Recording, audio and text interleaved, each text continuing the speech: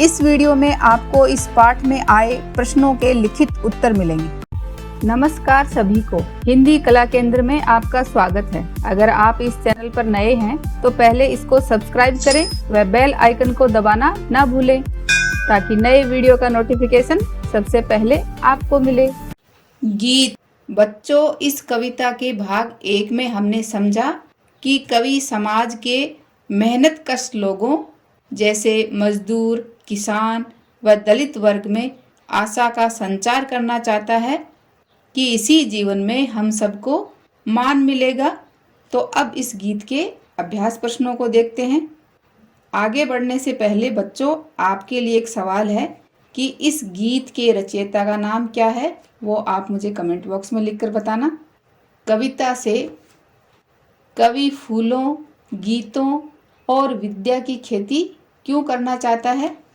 तो बच्चों, ये हमने कविता से जाना कि कवि फूलों द्वारा प्रेम व खुशहाली का प्रचार प्रसार करना चाहता है, क्योंकि फूल सुकून या सुख शांति के प्रतीक हैं। गीतों की खेती क्यों करना चाहता है? अपने गीतों द्वारा कवि जनमानस को जागृत करना चाहता है ताकि आम लोग अपने अधिकारों के लिए लड़ सकें।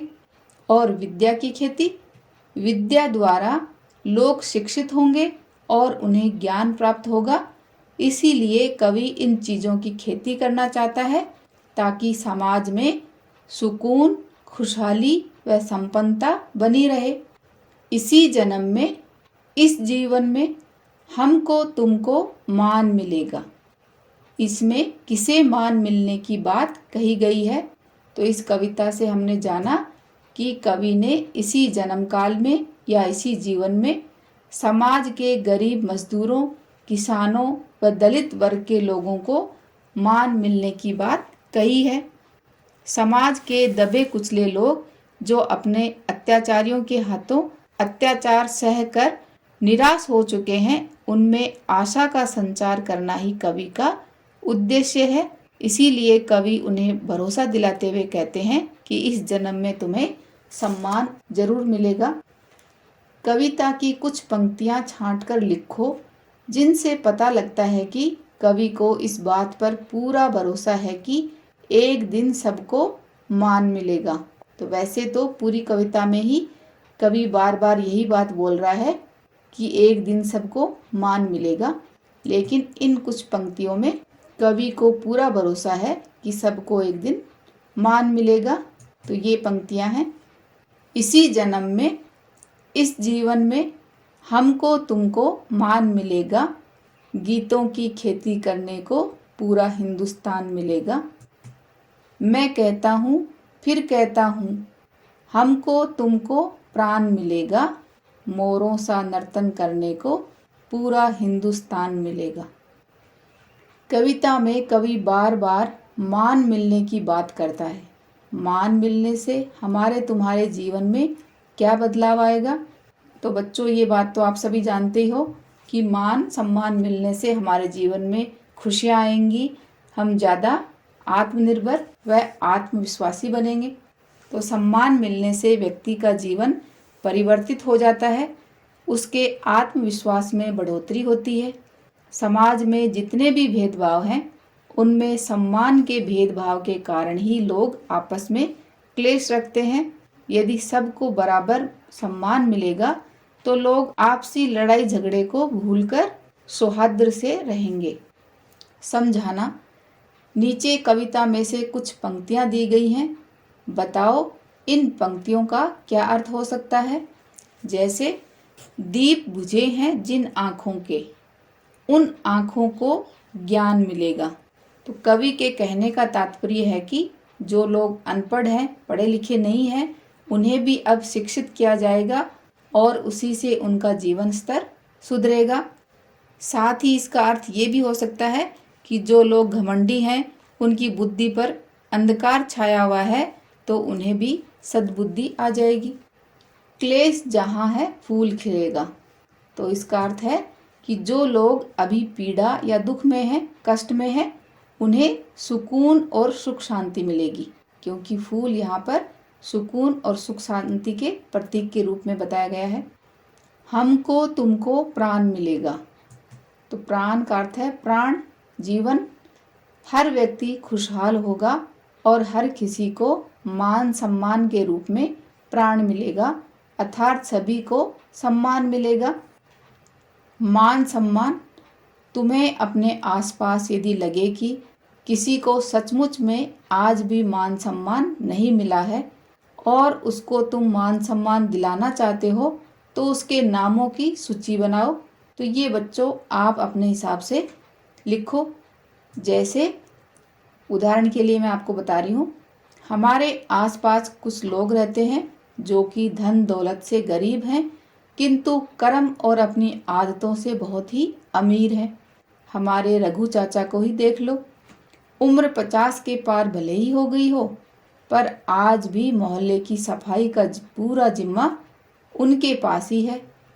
सुबह सबसे पहले उठना और पूरे दिन कड़ी मेहनत करना, उनमें एक भी बुरी आदत नहीं है।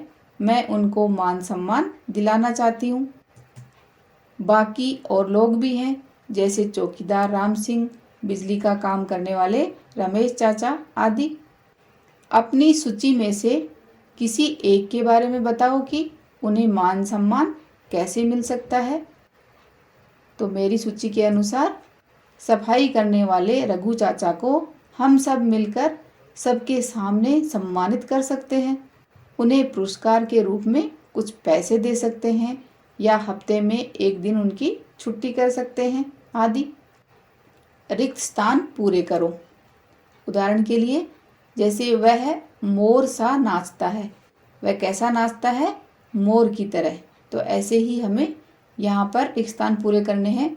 जैसे लक्की की तरह गरजता है। तो सबसे तेज कौन गरजता है? शेर या बादल। तो हम यहाँ लिख सकते हैं लक्की शेर की तरह गरजता है या लक्की बादल की तरह गरजता है। सलमा की तरह दौड़ती है। तो सबसे तेज कौन दौड़ता है? चीता, हिरन। तो इन दोनों में से किसी का भी एक नाम लिख सकते हैं कि सलमा चीते की तरह दौड़ती है या हिरन की तरह दौड़ती है। मेघाश्री की आवाज़ की तरह मीठी है। तो कौन मीठा बोलता है? कोयल ना। तो यहाँ हम लिखेंगे मेघाश्री की आवाज़ कोयल की तरह मीठी है। मनीष के कान की तरह तेज हैं। तो तेज कान किसके हैं? कुत्ते के। तो हम यहाँ ऐसे भी लिख सकते हैं कि मनीष के कान कुत्ते की तरह तेज हैं या मोर की तरह तेज हैं। इन शब्दों की रचना देखो। अनुमान, अपमान। ये शब्द मान शब्द में यहाँ पर अनु और अप उपसर्ग लगाकर बनाए गए हैं। तो बच्चों आपने व्याकरण में उपसर्ग जरूर पढ़े होंगे, जो शब्द के पहले लगकर उसका अर्थ बदल देते हैं। तो इसी तरह तुम भी मान शब्द में कुछ दूसरे उपसर्ग लगाकर नए शब्द बनाओ। तो उदाहरण के लिए, जैसे अभी उपसर्ग लगाकर हम मान में क्या बना लेंगे? अभिमान, सम्मान, विमान, श्रीमान, स्वाभिमान। ऐसे ही बच्चों 2 शब्द आप भी मुझे बनाकर कमेंट बॉक्स में लिखकर बताओ। इस कविता को एक बार फिर से पढ़ें व समझें। हमें आपस में एक दूसरे का मान सम्मान करना चाहिए। अपने छोटों को प्यार और बड़ों को सम्मान देना चाहिए। अगर आपको कोई गीत लिखने का मन हो तो किस विषय पर लिखेंगे, ये बात आप मुझे कमेंट बॉक्स में लिखकर बता सकते हो और उस गीत की कुछ लाइनें भी लिख सकते हो। सुझावों व सुधारों के लिए कमेंट बॉक्स में लिखें। अगर हमारे वीडियो बन ही रहे हैं आपके फेवरेट, तो फिर क्यों ना करें इनको लाइक, सब्सक्राइब और रिकमेंड। हमें और बेहतर बनाने के लिए आप कर सकते हैं कमेंट। धन्यवाद।